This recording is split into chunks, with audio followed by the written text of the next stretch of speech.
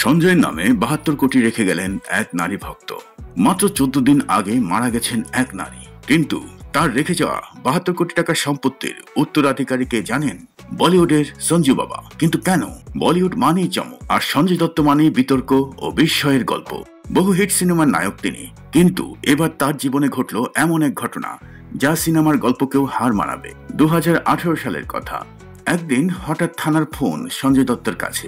Police জানায় নিশা পাতিল নামে এক নারী মৃত্যুর আগে তার সব সম্পত্তি ৭২ কোটি টাকা সঞ্জয়ের নামে লিখে দিয়ে গেছে। শুধু টাকা নয়, তার পালি হিলের বিশাল বাড়ির ব্যাংক ডিটেলসও সঞ্জয়ের নামে। কিন্তু কে এই নিশা?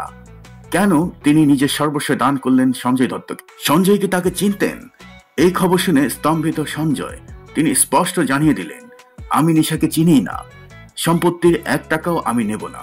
কিন্তু আইনি নথিতে তো তার নামই নমিনি। তাহলে কি হবে এই বিপুল সম্পত্তির?